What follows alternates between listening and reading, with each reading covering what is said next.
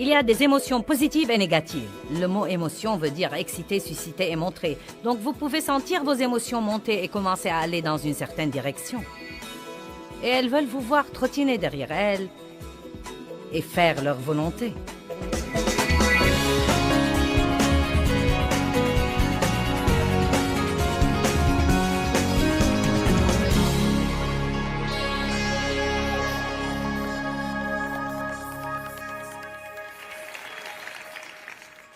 Je veux vous parler ce matin simplement, mais profondément de l'importance d'être stable. Stable, digne de confiance, fiable, sans des hauts et des bas dans vos humeurs et vos engagements, mais stable, sans laisser vos circonstances vous dicter ce que vous devez ressentir et faire, mais rester stable. Bâtir votre vie sur le roc qui est la parole de Dieu, qui est le Christ lui-même. Je crois que nous voulons être stables avant tout pour honorer Dieu. Nous voulons que Dieu puisse compter sur nous. Mais je crois aussi qu'il y a d'autres choses liées à la stabilité que nous ne comprenons peut-être pas. Par exemple, je crois que beaucoup de gens ont beaucoup de capacités, de merveilleux dons et talents et facultés. Ils ont des rêves et des visions. Ils se voient faire des choses. Ils croient qu'ils sont appelés à faire des choses. Et pourtant, Dieu ne peut pas les leur confier. Maintenant, écoutez-moi. Dieu ne peut pas donner ses capacités, car ces personnes n'ont pas de stabilité. Plus nous sommes stables, plus Dieu peut nous permettre d'utiliser les capacités qu'il nous a données. Vous voyez, quand j'ai commencé mon ministère il y a 30 ans et quelques, je donnais des études de la Bible à la maison. Pendant 5 ans à environ 25 ou peut-être 30 personnes les mardis soirs. Et j'avais un appel sur ma vie pour faire ce que je fais maintenant. Mais Dieu ne m'a pas autorisé à l'époque d'utiliser tout le potentiel de cette capacité, car je n'avais pas la maturité spirituelle qui va avec elle. Et vous devez comprendre que vous risquez de faire du mal au même nombre de personnes que vous pouvez aider. C'est très important pour les autres que nous menons, que nous vivions la vie que nous disons que nous représentons. C'est très important, comme parents, que vous soyez stables devant vos enfants. Ils ne doivent pas vous voir malhonnête dans ce que vous dites ou faites. Les enfants voient les trucs. S'ils vous voient prendre un engagement et ne pas le tenir, s'ils vous entendent décrocher le téléphone et demander à quelqu'un quand vous répondez au téléphone, dis-leur que je ne suis pas là, ils entendent ça, ils le voient. Ils savent quand vous êtes émotif et quand vous êtes radical. Ce n'est pas que nous devons être parfaits devant nos enfants tout le temps, bonté divine. Nous avons tous des sentiments et nous agirons parfois en conséquence. Mais malgré cela, nous devons nous améliorer tout le temps dans la gestion de nos sentiments et nos émotions au lieu de les laisser nous gérer. Non seulement par égard pour les gens qui nous entourent et que nos dons soient libérés, mais encore pour notre propre joie. Je n'aurai pas de joie si je ne peux pas me fier à moi. Je me rappelle ces jours-là où je ne savais jamais comment j'allais être d'un jour à l'autre. Et je n'aimais pas ça, parce que mes circonstances à l'époque me dictaient tout. Et c'était une malheureuse façon de vivre. Et c'est tellement malheureux pour les gens qui essayent de vivre avec vous et qui sont liés à vous. Mon père était un homme lunatique, d'humeur très instable, et on ne savait jamais ce qu'il allait faire d'une minute à l'autre. Et tout ce que je me rappelle en grandissant était la peur. Ma mère vivait dans la peur. Et je suis si contente d'avoir épousé un homme vraiment stable. Entre toutes les choses que Dave a apportées dans ma vie, il m'a appris la valeur de la stabilité. Non mais croyez-moi, cet homme est vraiment comme un roc. Je me souviens que j'étais une femme très lunatique à cette époque-là, au tout début de notre mariage. Et Dave me disait, après m'être un peu amélioré, il me disait, je me souviens quand je rentrais au travail le soir, c'est triste, il me disait, je me souviens que je roulais sur l'autoroute et je me disais, comment elle va être ce soir quand j'arriverai? Vous savez, ce n'est pas très amusant de vivre avec quelqu'un comme ça. Vous devez tout d'abord arrêter de trouver des excuses. Je n'y peux rien, je suis une personne émotionnelle. Eh bien, si tu supportais ce que je supporte, tu piquerais aussi des colères. Eh bien, je n'y peux rien, je ne peux vraiment pas me contrôler. Dieu ne nous demande jamais de faire quelque chose que nous ne pouvons pas faire. Mais nous ne ferons rien si on ne voit pas vraiment son importance. Est-ce que quelqu'un se rend vraiment compte de l'importance de devenir des individus vraiment stables? Vous comprenez? Amen. Tant de gens disent qu'ils veulent être promus, mais vous savez, à chaque nouveau niveau, vous allez faire face à un nouveau diable. Et si vous ne savez pas rester stable, quand vous êtes éprouvé et testé, même si Dieu vous promouvait, il vous rétrograderait la semaine d'après, car vous prouvez très vite que vous n'avez pas ce qu'il faut pour être où vous êtes. Dieu exige que ceux qui le servent fassent attention. Fassent attention à ce qu'ils font, fassent attention à ce qu'ils disent, qu'ils soient stables, sûrs, fiables, difficilement secoués et qu'ils contrôlent leurs émotions. Maintenant, nous sommes en guerre, pour ainsi dire. La Bible dit que les armes de notre guerre ne sont pas charnelles. Nous savons donc que nous sommes en guerre. C'est une guerre spirituelle. Nous avons un ennemi. Il s'appelle Satan. Et il nous attaque de beaucoup de façons différentes. Je viens de donner une série intitulée « Les stratégies de Satan » où j'ai parlé de ce trompeur. Il attaque nos pensées. Il est le destructeur. Il amène des circonstances dans notre vie dans l'espoir de détruire notre foi. C'est un dirigeant et un contrôleur. Il veut nous rendre passifs dans la prise de nos décisions et il nous manipule et nous empêche d'utiliser notre volonté pour prendre nos décisions d'après la parole de Dieu. Et il est l'accusateur des frères. Il nous tente de faire quelque chose de mauvais et nous accuse par après pour l'avoir fait. Amen. Donc nous avons un ennemi et il va lutter. Mais nous luttons dans la victoire. Nous n'essayons pas de remporter la victoire. En réalité, nous avons déjà la victoire. Le plus grand vit en nous. Nous sommes plus que conquérants. Nous avons été délivrés du royaume des ténèbres et transférés au royaume de lumière. Nous n'essayons pas d'avoir ces choses. Nous les avons déjà. Mais c'est important de pouvoir nous discipliner pour mener un style de vie stable et gérer nos émotions, tout comme nous devons contrôler notre bouche. Quelqu'un peut dire Amen? Tout comme nous devons contrôler notre pensée. Quelqu'un peut dire Amen? Nous devons également contrôler nos émotions. Pouvez-vous tous dire Amen? Vous pouvez vous lever le matin et penser que vous aurez une merveilleuse journée. Et si vous n'êtes pas stable émotionnellement, quelque chose peut arriver et vous faire exploser. Et tout à coup, cette journée, qui allait être merveilleuse à 8 heures, est complètement ruinée avant 9 heures, et vous passez le reste de la journée dans une frénésie émotionnelle. Mais ce ne devrait pas être comme ça. Dans 1 Chronique 12:33, quand David est allé à la guerre, il a demandé 50 000 hommes de différentes troupes. Mais quand il a envoyé ses leaders pour les assembler, il leur a dit 50 000 hommes qui soient dignes de confiance, fiables et stables. J'aimerais savoir comment il a trouvé ces 50 000 hommes. Je ne sais pas comment on peut en trouver 50 000 aujourd'hui. Mais c'était, à ce qu'il paraît, une chose à laquelle les gens faisaient beaucoup plus attention à l'époque et que nous ne faisons pas aujourd'hui. Beaucoup de valeurs que nous voyons dans la Bible, nous n'y faisons pas assez attention. C'est important de tenir ces engagements. Ne les faites pas et n'y manquez pas sur un coup d'émotion. Vous savez que votre parole est votre honneur. Et si vous dites que vous allez faire quelque chose, vous devez le faire. C'est important que nous ne soyons pas menés par nos émotions. Nous achetons des choses et nous disons des choses sur un coup d'émotion. Nous prenons des engagements et nous manquons à nos engagements sur coup d'émotion. Nous sommes en guerre et les seuls qui vont gagner cette guerre sont ceux qui sont stables. Proverbe 25, verset 28 est un verset merveilleux. Nous allons vous le mettre sur l'écran. L'homme qui ne gouverne pas son esprit est comme une ville en ruine et sans murailles.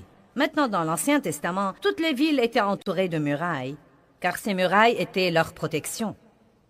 Et quand ces murailles étaient détruites, la ville devenait ouverte à l'ennemi. Eh bien, vraiment, cela veut dire que si vous ne gouvernez pas vos émotions, si vous Ne faites pas attention à vos pensées et à vos paroles si vous n'avez aucune autorité sur vous-même et que vous faites tout ce dont vous avez envie. Vous serez donc comme une ville en ruine et sans murailles. Qu'est-ce que cela veut dire? Vous êtes grand ouvert à l'ennemi. Nous pouvons éviter beaucoup d'ennuis que nous avons avec Satan. J'ai dit que nous pouvons éviter beaucoup d'ennuis que nous avons avec Satan simplement si nous arrivons à maîtriser ses émotions et si nous arrêtons de les laisser nous gouverner. Pourquoi croyons-nous que parce que nous ressentons une certaine émotion, nous devons réagir à ça? Nous ne sommes pas obligés. Je me souviens que je piquais des colères avec mes enfants et que j'étais exaspérée parce qu'ils mettaient du désordre dans la maison. Mais vraiment, c'est moi qui étais en désordre et j'étais vraiment frustrée. Toutes les petites choses me faisaient exploser et je criais « Ah !» Je sais qu'aucun d'entre vous ne fait ça. Mais peut-être qu'il y a quelqu'un qui nous regarde à la télé qui a besoin d'écouter ça. Puis j'avais mes crises de larmes et je m'apitoyais sur moi-même après avoir tempêté et crié après mes enfants. Et ils pleuraient tous et ils étaient blessés.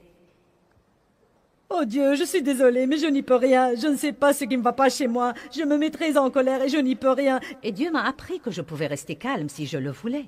Il m'a donné l'exemple suivant. Si ton pasteur se montrait à la porte en ce moment, tu surmonterais ta crise et tu le feras en 1 seconde. Et avant d'arriver à la porte d'entrée, tu serais complètement différente. Eh bien, le Seigneur soit loué! Gloire à Dieu! Et je dis aux gens tout le temps, si vous étiez dans une de vos crises derrière les portes fermées et que je me montrais, vous changeriez tout de suite.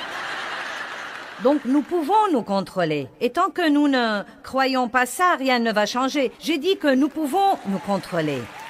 J'ai dit que nous pouvons nous contrôler. Et tant que nous ne croyons pas ça, rien ne va changer. Pourquoi, d'après vous, nous devons nous contrôler devant quelqu'un que nous voulons impressionner? Mais à la maison, derrière les portes fermées, et avec les personnes que nous devons traiter le mieux et nouer les meilleures relations avec, nous agissons comme une personne différente. Parce que nous croyons que ces personnes doivent nous supporter. Vous devez honorer vos familles. Vous devez honorer les personnes envers lesquelles vous êtes engagés. Philippiens 1, 28. Ne vous laissez aucunement, pas un seul instant, effrayer ou intimider en quoi que ce soit par vos ennemis ou adversaires, car une telle constance, cela veut dire stabilité et intrépidité, sera un signe clair et une preuve pour eux, vos ennemis, de leur imminente perdition, mais un signe sûr et une preuve de votre délivrance et salut, et cela de la part de Dieu. Donc il y a deux forces différentes qui nous observent. Le diable nous observe et Dieu nous observe. Et quand nous faisons face à une circonstance, nous avons un choix à faire, soit nous mettre en colère, soit rester en paix. Les deux côtés observent. Ce passage dit que si nous restons en paix, le diable saura que ses jours sont pratiquement finis. Vous voyez, il vous provoque pour vous exaspérer, mais s'il ne peut pas vous exaspérer, il ira déranger quelqu'un d'autre qu'il pourra exaspérer. Donc l'ennemi vous observe, et quand vous êtes constant et intrépide, c'est un signe clair pour lui de sa destruction imminente. Mais cela dit aussi à Dieu.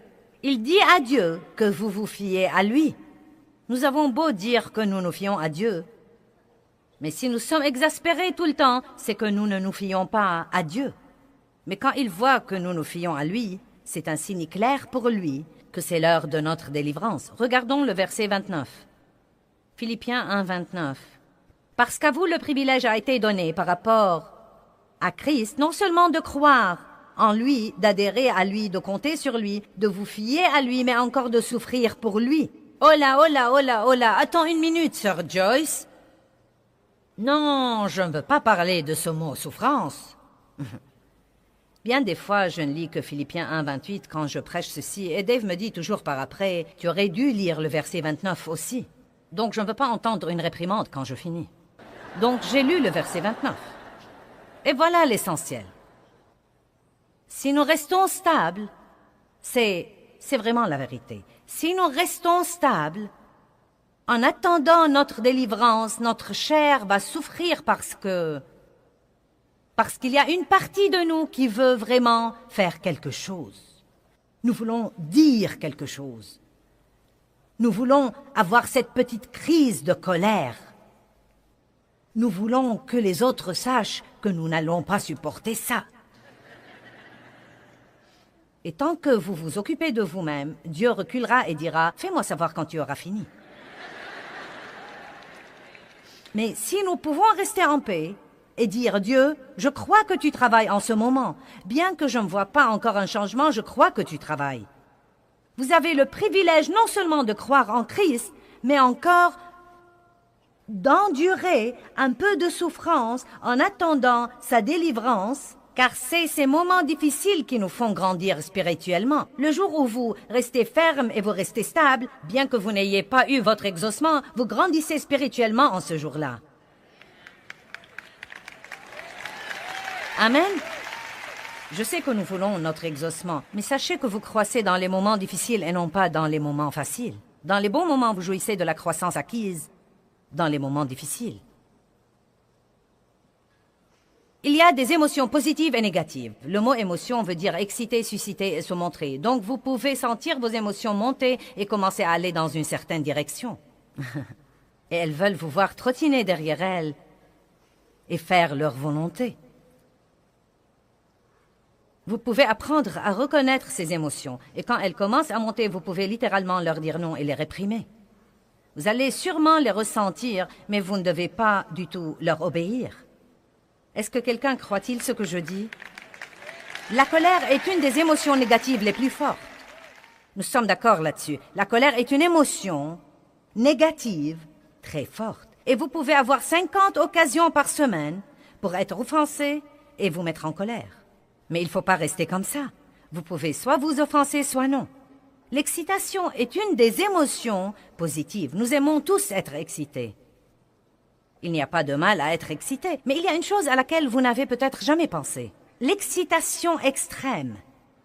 L'excitation, qui n'est pas encore disciplinée, peut vous pousser parfois à penser à des décisions et même vous pousser à prendre des décisions d'après cette excitation qui peuvent vous causer beaucoup de problèmes par après.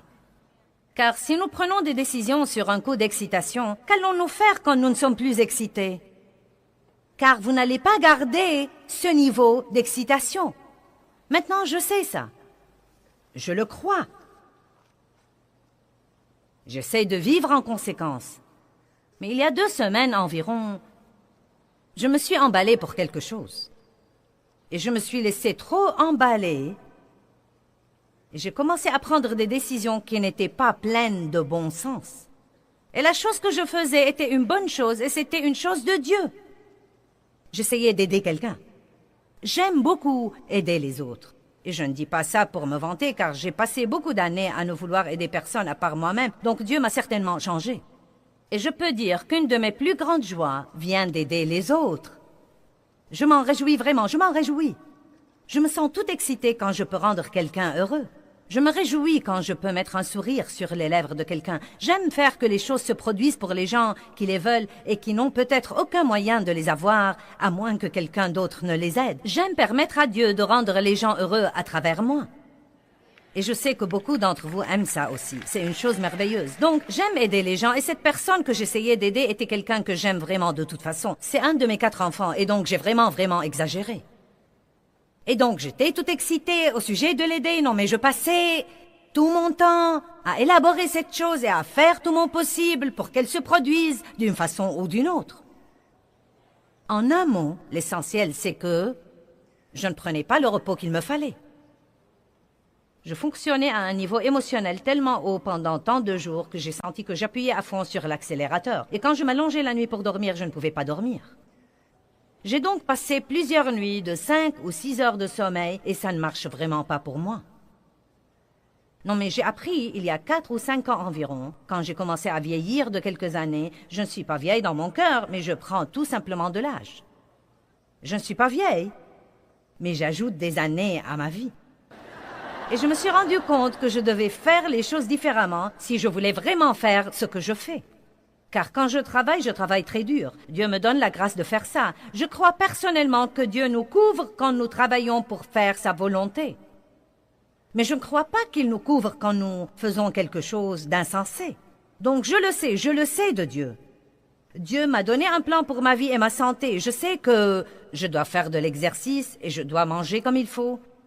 Je sais que je dois boire beaucoup d'eau. Je sais que j'ai besoin de beaucoup de repos. Et je sais que je dois rester équilibré en travaillant et aussi en m'amusant. Et je sais que chaque fois que je ne fais pas ça, j'ouvre une porte au diable. La Bible dit dans 1 Pierre 5, « Soyez bien équilibrés, car votre adversaire le diable rôde comme un lion rugissant, avec une faim féroce, cherchant qui il saisira et dévorera. » Donc quand nous perdons cet équilibre, nous ouvrons une porte à l'ennemi. Le point essentiel, c'est que même si vous faites une bonne chose, si vous la faites sur un coup d'émotion, vous pouvez toujours vous attirer des ennuis. Est-ce que quelqu'un comprend ce que je dis? Donc, ce n'est pas seulement les mauvaises émotions qui peuvent nous attirer des ennuis, mais aussi les bonnes émotions non contrôlées peuvent nous attirer des ennuis. Eh bien, Pierre était un homme facilement secoué. Et pourtant, Dieu a fini par utiliser Pierre d'une façon puissante. Donc, la bonne nouvelle, c'est que, alléluia, nous pouvons changer. N'est-ce pas une bonne nouvelle? Donc, même si vous avez tendance à avoir beaucoup d'émotions, si vous avez tendance à avoir beaucoup de hauts et de bas, si vous avez beaucoup de mauvaises habitudes sur ce plan, si vous avez laissé vos émotions vous gouverner et vous contrôler, aujourd'hui est le jour de prise de décision. Aujourd'hui est le jour où vous pouvez décider. Je me fiche pas mal du temps que ça prendra. Je vais être une personne vraiment stable, digne de confiance, fiable, engagée. Je ne vais pas laisser mes émotions et mes sentiments me gérer. Je vais moi-même les gérer. Regardons Matthieu 16, à partir du verset 13. Jésus étant arrivé dans le territoire de Césarée de Philippe, demanda à ses disciples, « Qui dit-on que je suis moi, le Fils de l'homme » Ils répondirent, « Eh bien, les uns disent que tu es Jean-Baptiste, les autres Élie, les autres Jérémie, ou l'un des prophètes. » Et vous, leur dit-il, qui dites-vous que je suis? Et Pierre répondit, tu es le Christ, le Fils du Dieu vivant. Jésus, reprenant la parole, lui dit, tu es béni, heureux et envié, Simon, fils de Jonas, car ce ne sont pas la chair et le sang, les hommes, qui t'ont révélé cela, mais c'est mon Père qui est dans les cieux. En ce moment, Pierre parlait d'une révélation de cœur que Dieu lui avait donnée. Tu es le Christ, le Fils du Dieu vivant. Je crois que tu es qui tu dis que tu es. Maintenant, mettons le verset suivant là-haut. Et moi, je te dis que tu es Pierre. En grec, Pétros veut dire un grand roc, et que sur cette pierre, en grec, Petra, un roc énorme comme Gibraltar, je bâtirai mon église et que les portes de l'enfer ne prévaudront point contre elle. Or, Jésus est le roc. Et comme croyant en lui, nous devenons des pièces de ce roc. Et je crois qu'il y a un tel message ici parce qu'il dit, Pierre, cette chose qui t'a été révélée sur mon identité, si tu la maintiens, tu te fieras à moi. À ce moment-là, Pierre sera évidemment comme un roc. Il ne sera pas facilement déplacé et secoué. Car quand nous croyons vraiment à Dieu et que nous croyons qu'il est avec nous et que nous croyons vraiment qu'il peut tout faire et que nous croyons qu'il nous aime vraiment, si nous croyons vraiment la parole de Dieu, quelle que soit la circonstance qui vient contre nous, nous serons sûrement comme un roc car nous saurons que c'est Dieu qui commande. Et comme Pierre, nous pouvons reconnaître ça dans l'Église et applaudir. Pierre fonctionnait d'après une révélation. Tu es le Christ, le Fils du Dieu vivant. Et je peux prêcher ceci aujourd'hui de tout mon cœur et vous serez tous d'accord et vous direz Amen, Amen, oui, oui, Dieu peut tout faire. Mais en face d'une difficulté, la situation sera un peu différente. Jésus lui a dit, tu es une pièce de ce roc, et sur ce roc je bâtirai mon église, et les portes de l'enfer ne prévaudront point contre elle. Je veux que vous vous rendiez compte que si vous pouvez rester stable, les portes de l'enfer ne prévaudront pas contre vous. C'est juste là, dans la parole de Dieu. Si vous restez stable et ferme, les portes de l'enfer ne prévaudront point contre vous. Puis il dit, et je vous donnerai l'autorité. Tout ce que vous lirez sera lié, et tout ce que vous délierez sera délié. Du point de vue de la stabilité, nous avons le pouvoir et l'autorité sur le diable. C'est pourquoi c'est si important tous les jours de chausser la paix. C'est le seul moyen dont vous pouvez vaincre le diable. Si vous n'avez pas la paix, vous n'aurez aucune puissance. Amen. Proverbe 25, verset 28 dit « L'homme qui ne gouverne pas son esprit ressemble à une ville qui est en ruine, une ville sans murailles. » Cela veut dire que nous sommes sans protection. Je ne crois pas que nous puissions imaginer, sans des études minutieuses sur ce plan, à quel point c'est important d'être stable dans toutes les situations.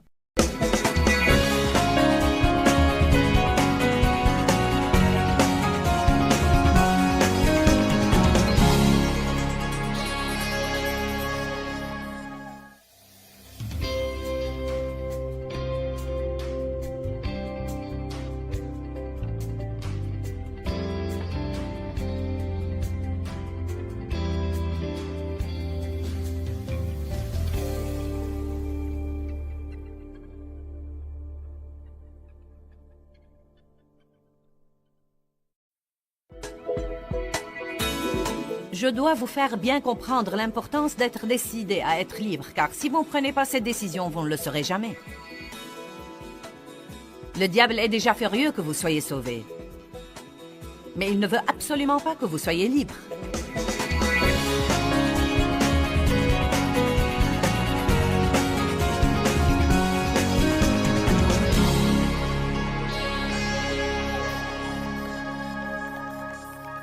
Donc, je veux vous encourager ce matin à ne pas relâcher vos efforts pour vous débarrasser de vos bagages. En d'autres termes, vous devez prendre la décision d'avoir ce que Jésus est mort sur la croix pour que vous ayez. De ne pas vous contenter d'un pis-aller, de ne pas vous enliser dans un moment qui date de 10 ou de 15 ans quelque part dans votre passé et de le laisser vous accompagner dans votre avenir et vous en priver. Mais si vous voulez être libre, vous devriez vous rendre compte qu'il faut coopérer avec le Saint-Esprit et être très décidé que vous n'allez absolument pas vivre dans l'esclavage. Combien d'entre vous sont bien décidés à ne pas vivre dans l'esclavage? Vous ne m'avez pas l'air très décidé.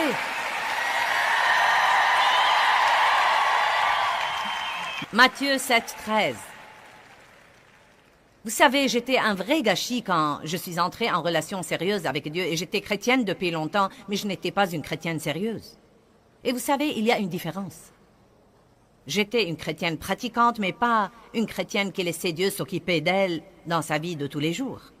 Et une fois que vous recevez le Christ comme votre sauveur, vous devez passer le reste de votre vie à grandir en lui et à essayer de lui ressembler. Nul de nous n'est là où il devrait être. Mais avec chaque année qui s'écoule, nous devrions pouvoir dire « Dieu merci, je ne suis pas là où j'étais. Je suis en route, je suis bien, je fais mon chemin, je ne suis pas arrivé, mais je ne vais pas regarder en arrière, je vais regarder en avant. » Eh bien, quand Dieu a commencé à s'occuper de moi, j'ai senti, comme beaucoup d'entre vous, que j'étais la seule au monde dont il s'occupait. Ça vous arrive parfois? Non, mais pourquoi moi? Pourquoi moi? Vous savez, ou tu ne t'occupes pas des autres comme tu t'occupes de moi. Et donc, c'était précisément le jour du Nouvel An, et je lisais Matthieu chapitre 7, versets 13 et 14, que vous connaissez probablement bien, et j'avais plutôt un esprit ronchon en moi. Ça vous arrive d'avoir un esprit ronchon quand vous priez? Vous ronchonnez auprès de Dieu? Et donc, Jésus dit, « Entrez par la porte étroite, car large est la porte, et spacieux et vaste est le chemin qui mène à la perdition, et il y en a beaucoup qui entrent par là. Mais étroite est la porte, rétrécie par la pression, et resserrée et rétrécie est le chemin qui mène à la vie, et il y en a peu qui les trouvent. » Donc il dit qu'il y a deux chemins que nous pouvons emprunter, soit le chemin spacieux où il fait bon se promener, où il y a beaucoup de place, où il y a beaucoup de monde aussi, soit le chemin étroit qui est rétréci par les pressions de la vie. Et il dit, il y en a peu qui le trouvent. Maintenant, le chemin spacieux mène à la perdition. Et le chemin étroit mène à la vie.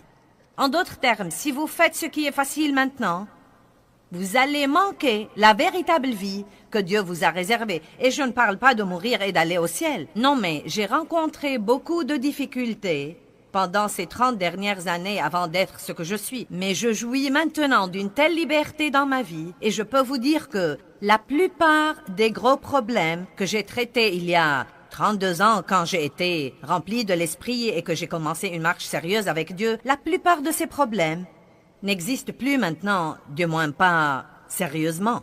Je portais un sac de culpabilité tout le temps. Je me sentais coupable si je ne me sentais pas coupable.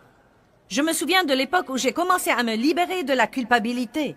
Puis un jour, je me suis sentie coupable car je ne me sentais pas coupable. Je ne me sentais pas bien si je ne me sentais pas mal. En êtes-vous jamais arrivé là? Vous ne vous sentez pas bien si vous ne vous sentez pas mal. Et j'étais furieuse. J'étais pleine d'amertume, de ressentiment, de non-pardon. Non mais vraiment, je me souviens que j'étais probablement plus souvent en colère que je n'étais paisible. J'étais en fait en colère ou fâchée à cause de quelque chose, plus que je ne marchais dans l'amour. Et donc, je portais tout ce rebut avec moi. J'avais toujours en moi une racine de rejet à cause des abus sexuels de mon enfance. Et j'allais à l'église en portant tous mes bagages. Je fonctionnais dans la société en portant tous mes bagages. Et ce que j'avais en fait était un dysfonctionnement fonctionnel. En d'autres termes, nous sommes si habitués à notre dysfonctionnement que nous apprenons à fonctionner avec. Et donc nous décidons, eh bien, c'est tout ce que je peux avoir. Un pis-aller pour moi. Toutes ces choses me sont arrivées et je ne pourrai jamais être ce que j'aurais dû être. Je ne pourrai jamais avoir la vie que j'aurais dû avoir. Et c'est en réalité une grave erreur, car vous portez cette petite racine de ressentiment. Eh bien, si ceci ne m'était pas arrivé, j'aurais pu. Et si vous aviez fait ceci, j'aurais pu. Et si cela ne m'était pas arrivé, j'aurais pu. Si j'étais allé à l'université, si je n'avais pas été abusé, si j'avais eu plus d'argent, si mes parents m'avaient aimé un peu plus, si. Et tout ça, c'est un tas de mensonges du diable. Mais si vous vous accordez avec les mensonges du diable, vous aurez ce qu'il vous dit que vous aurez. La Bible dit que si deux s'accordent sur la terre, vous pouvez vous accorder avec le diable et avoir ce qu'il dit que vous aurez. Je pense que beaucoup d'entre vous aujourd'hui ont conclu des accords avec l'ennemi, même sans s'en rendre compte de la chose. Et nous allons briser le pouvoir de ces accords et vous allez vous accorder avec Dieu et changer votre confession pour pouvoir commencer à voir ce que Jésus est mort pour que vous ayez.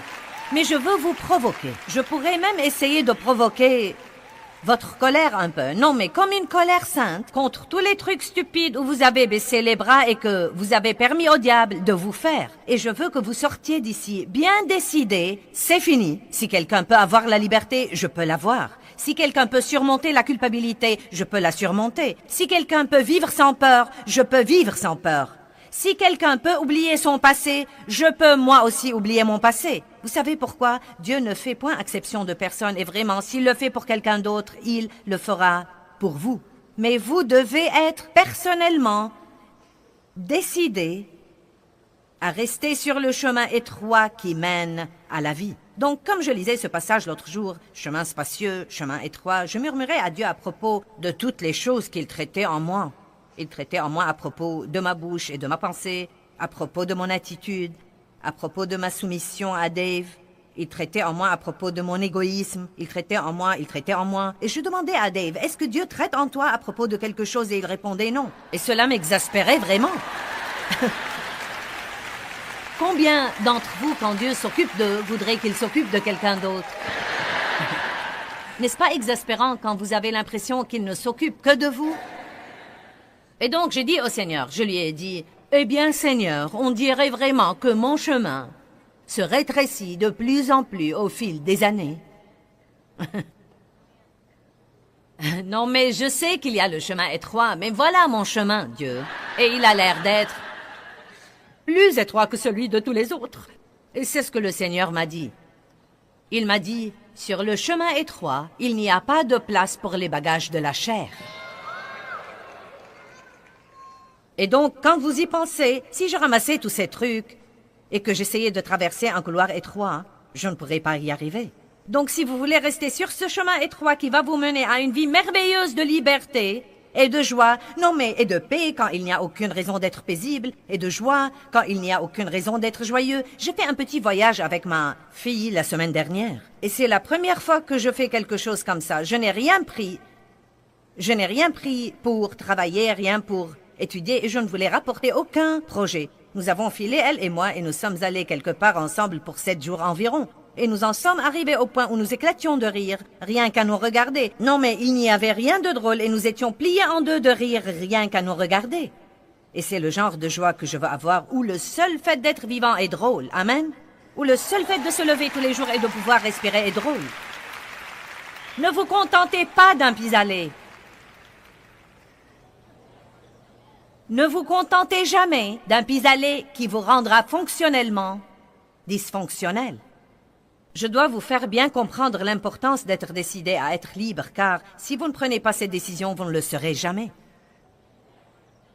Le diable est déjà furieux que vous soyez sauvés. Mais il ne veut absolument pas que vous soyez libre.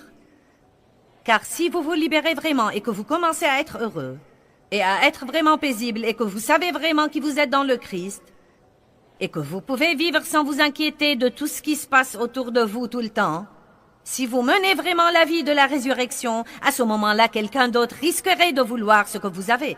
Et alors, votre vie peut mener quelqu'un d'autre au Seigneur, et vous pourriez démarrer un renouveau de la foi. Et le diable ne veut pas ça. Il veut vous tenir dans l'esclavage rempli de culpabilité, de honte, ayant mauvaise conscience à propos de quelque chose, toujours inquiet à propos de quelque chose. Et vous déguisez tout ça, vous le prenez à l'église, vous souriez à tout le monde, le Seigneur soit loué, gloire à Dieu, alléluia, merci Jésus. Alors que vous avez tout ce gâché au-dedans de vous. Eh bien, je ne vais pas vivre comme ça. Et si vous écoutez mon enseignement, je ne vais pas vous laisser vivre comme ça non plus. Mais acharnez-vous dans votre détermination pour atteindre votre but, qui devrait être la liberté complète de tout esclavage. Regardons Philippiens 3. Verset 10. L'apôtre Paul semble avoir le même problème que beaucoup d'entre nous, sauf qu'il s'en est occupé mieux que nous le faisons nous-mêmes. Et dans le verset 10, Paul dit qu'il avait le but déterminé de connaître le Christ et la puissance de sa résurrection, qu'il a ressuscité d'entre les morts, même de son vivant. Il y a une vie que nous pouvons vivre qui s'appelle la vie de la résurrection, où vraiment, quoi qu'il arrive autour de nous, nous nous sentons élevés au-dessus de lui. Verset 11, il continue disant, « Pour parvenir, si je puis, à la résurrection spirituelle et morale qui me ressuscite d'entre les morts même de mon vivant. Ce n'est pas que je l'ai déjà atteinte ou que j'ai déjà atteint la perfection, mais je cours pour tâcher de saisir et de m'approprier la chose pour laquelle le Christ Jésus est mort pour me saisir. » Et c'est le verset que j'aime. Paul dit, « Regardez, je vais dans une direction déterminée et je suis décidé à saisir cette chose pour laquelle le Christ Jésus est mort pour pouvoir me saisir. Jésus n'est pas mort pour que nous puissions avoir une nouvelle misère et coller une étiquette chrétienne dessus. Il est mort pour que nous puissions être libres. Le royaume de Dieu est la justice, la paix et la joie. Avoir une bonne relation avec vous-même, savoir que vous êtes juste devant Dieu par le sang de Jésus-Christ, ne pas avoir à vous inquiéter de ce que les gens pensent de vous ou de ce qu'ils disent à votre sujet, ne pas vivre pour plaire aux gens et être manipulé par tous les autres tout le temps, c'est la liberté. Savoir qui vous êtes dans le Christ est une liberté. C'est une liberté de se plaire à soi-même et d'avoir une bonne relation avec soi-même. Si vous vous aimez, vous ne serez jamais à court de bons amis. J'ai dit que si vous vous aimez, vous ne serez jamais à court de bons amis. Ensuite, il dit, « Je ne pense pas moi-même l'avoir saisi. Mais je fais une chose, j'ai une aspiration, oubliant ce qui est en arrière, et me portant vers ce qui est en avant. Je cours vers le but. » Vous savez, mes amis, aller de l'avant fait partie de la fidélité et fait partie de trouver cette vie de la résurrection dans le Christ.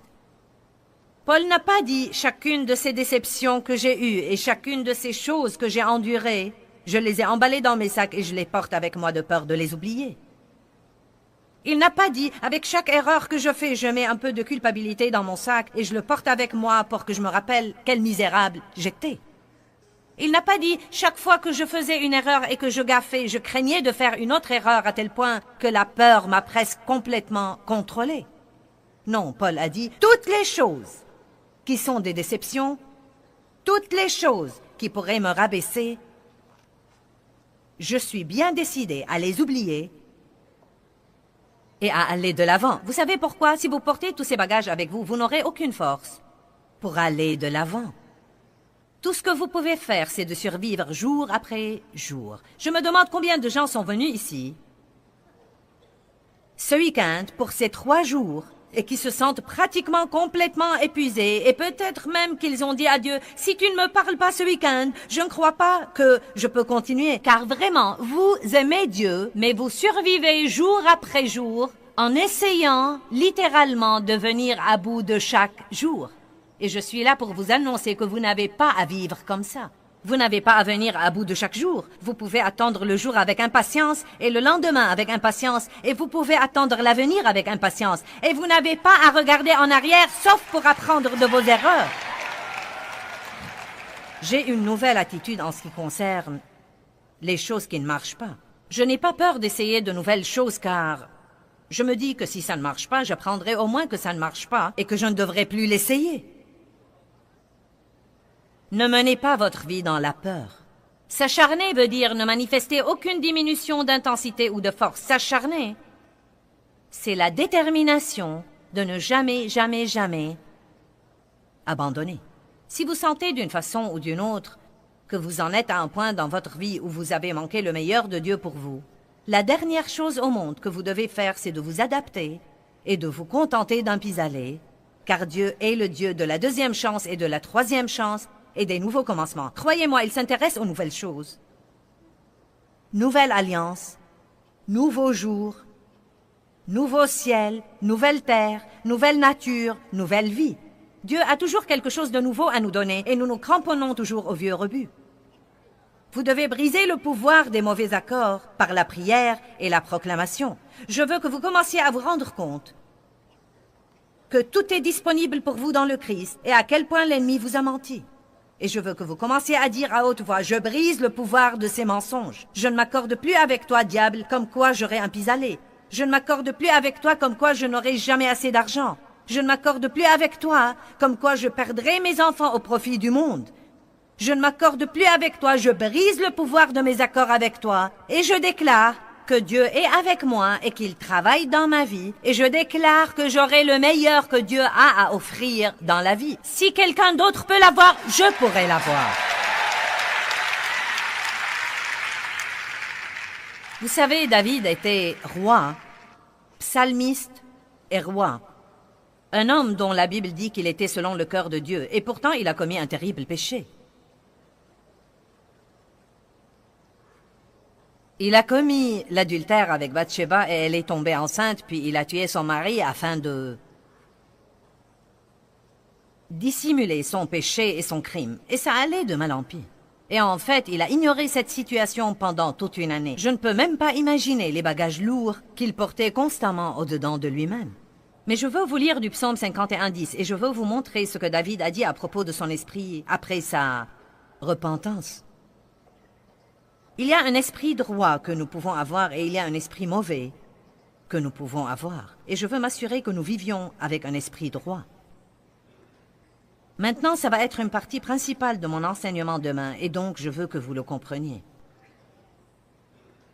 Crée en moi un cœur pur, ô Dieu, et renouvelle au-dedans de moi un esprit droit. Écoutez ce que dit la Bible amplifiée. Elle dit « Renouvelle un esprit droit, persévérant et ferme » au-dedans de moi. Donc pour moi, ce que David dit là, c'est qu'il a passé cette année-là dans un gâchis en portant tous ses bagages au-dedans de lui et en essayant d'ignorer son péché. Je ne peux même pas imaginer la misère qu'il ressentait. Mais il s'est repenti et il est allé devant Dieu et il a dit « Dieu, crée en moi un cœur pur de nouveau. Pardonne-moi mes péchés et crée en moi un cœur pur et renouvelle en moi un esprit droit, bien décidé, persévérant et ferme, un esprit qui refuse d'abandonner, un esprit qui dit « Je ne vais pas m'enliser dans mon erreur passée. Je sais que ce que j'ai fait est mauvais, mais je ne vais pas m'enliser dans ce péché. Je ne vais pas vivre à jamais dans la culpabilité et la condamnation à cause de ce que j'ai fait. Donne-moi de nouveau l'esprit qui te fait plaisir. Donne-moi un esprit qui dit « Je ne vais pas renoncer et je ne vais pas abandonner. » Allez, donnez gloire à Dieu.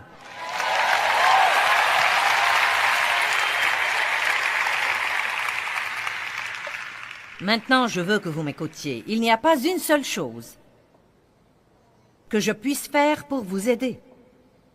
Il n'y a rien que Dieu puisse faire pour vous aider si vous n'avez pas au-dedans de vous le feu du Saint-Esprit.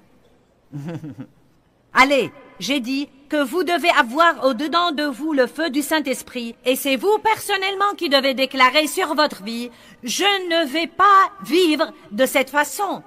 Est-ce que tu m'entends, diable? Je ne vais pas vivre de cette façon. Est-ce que vous m'entendez, démon? Je ne vais pas vivre de cette façon. J'aurai le meilleur que Jésus est mort sur la croix pour me donner. Moi, je l'aurai au nom de Jésus. Et aucun diable ne pourra me l'enlever. Ne passez pas votre vie à ne rien faire et à écouter le témoignage merveilleux de quelqu'un d'autre. Vous avez votre propre témoignage. Vous avez un témoignage qui n'a pas besoin de 50 ans de suivi. Prenez conseil si vous en avez besoin et allez de l'avant. Et ayez une vie. Ne restez pas toutes les semaines dans un groupe où chacun pleure sur l'épaule de l'autre au sujet du passé. Amen. Et je n'ai rien contre l'aide psychosociale. Les ministères de la miséricorde sont ici et nous aidons ces filles à avoir l'aide psychosociale. Comment vont mes amis là-bas? Je vous aime. Vous n'en avez pas assez d'écouter mes sermons au ministère de la miséricorde? Eh bien, ils les leur font écouter tous les jours. Ayez de l'aide psychosociale. Mais vous savez ce que j'aime? Beaucoup de ces filles passent leur diplôme, puis deviennent des conseillères, ou travaillent dans les ministères, ou vont quelque part dans le but d'aider les autres. Et je crois que Dieu a un plan pour nous. Et il me l'a dit un jour en 3 mots, 3 mots. Eh bien, 3 sections: blessées, guéries et prêtes à aider. Et je crois que c'est ce que veut Dieu. Il ne veut pas que nous soyons blessés, mais quand nous le sommes, il dit « Je vous guérirai ». Mais il ne veut pas que nous nous arrêtions là à nous réjouir de notre guérison. Il ne veut pas que nous passions notre vie blessée. Il ne veut pas que nous restions là à nous réjouir de notre guérison, mais que nous soyons prêts à aider quelqu'un d'autre. Et vous savez quoi? Si vous voulez vraiment vous venger du diable pour tout ce qu'il vous a fait, guérissez et commencez vraiment à aider quelqu'un d'autre. Je crois que je fais au diable une dépression nerveuse tous les jours. J'ai passé assez d'années à ne rien faire et à m'apitoyer sur mon sort. J'étais dans l'abîme et j'étais pitoyable. Eh bien, si seulement je n'avais pas été abusée, si mes parents m'avaient traité mieux, et si j'avais pu aller à l'université, et je ne me suis jamais amusée quand je grandissais, Et vous m'avez déjà sûrement entendu le dire si vous m'écoutez beaucoup. Je m'apitoyais tout le temps sur moi-même. Je m'apitoyais sur mon sort. Et c'est la plus grande perte de temps et la plus grande perte d'énergie que de rester là et de s'apitoyer sur son sort. C'est comme de l'idolâtrie. Car tout ce que vous faites, c'est de vous replier sur vous-même. Et moi alors, et moi alors, et moi alors, et moi alors, et moi alors, et moi alors, et moi alors. Ce n'est pas la façon de vivre que Dieu veut pour nous. Et il m'a dit un jour, tu peux être soit pitoyable, soit tu peux être puissante, mais tu ne peux pas être les deux. Choisis donc laquelle des deux tu veux être. Et moi, je vous le dis aujourd'hui, vous pouvez être soit pitoyable, soit puissant, mais vous ne pouvez pas être les deux à la fois. Donc choisissez si vous êtes prêts à vaincre la colère. Eh bien, c'est trop dur, vraiment, c'est trop dur. Je ne veux pas entendre ça. Rien de ce que Dieu nous dit de faire n'est trop dur. Écoutez, vous pouvez faire tout ce que Dieu vous dit de faire. Et il ne nous aurait pas dit, je ne sais combien de centaines de fois de différentes façons dans la Bible, de pardonner et de vivre sans amertume et sans ressentiment et sans offense et sans colère. Il ne nous l'aurait pas dit si nous ne pouvions pas le faire. Vous pouvez faire tout ce que vous devez faire par le Christ qui vous fortifie. Mais ça ne va pas se produire juste parce que vous le souhaitez. Ça ne va pas se produire juste parce que vous achetez une bande et que vous soulignez votre Bible. Il faut que vous mettiez tous les principes en pratique dans votre vie. Vous devez avoir au-dedans de vous le feu du Saint-Esprit. Et vous devez dire, je n'abandonnerai jamais, quoi qu'il arrive. Mon feu ne va pas vous libérer. Vous devez avoir au-dedans de vous le feu du Saint-Esprit. Ça me surprend toujours de voir les gens qui sont détruits par les choses qui leur arrivent. Et les gens qui les surmontent et vont de l'avant et ont une merveilleuse vie et aident toutes sortes de gens. Je veux vous dire aujourd'hui, lequel de ces gens voulez-vous être? Lequel de ces gens voulez-vous être? Voulez-vous rester là à ne rien faire? et vous enlisez dans un moment quelque part dans votre passé, et pleurez et portez le deuil à jamais, eh bien si seulement, et j'aurais voulu, et j'aurais voulu. Rendez-vous service, ne perdez pas un jour de plus de votre vie à vous apitoyer sur vous-même. Croyez-moi, mes amis, c'est absolument la plus grande perte de temps et d'énergie. Donc, le point principal de ce que j'ai dit jusqu'ici, c'est que nous devons nous acharner et être personnellement décidés à avoir la meilleure vie que Dieu nous offre et que nous devons absolument refuser de nous contenter d'un pis-aller. Ne faites pas l'erreur de penser que je parle des choses matérielles en ce moment, parce que je ne parle ni d'argent, ni de voiture, ni de promotion, ni de position. Non, mais tout ça viendra. Vous savez, ce sont des avantages du royaume, mais ce n'est pas la vie du royaume. La vie du royaume, c'est de savoir qui vous êtes dans le Christ, et d'avoir la paix, et d'avoir la joie.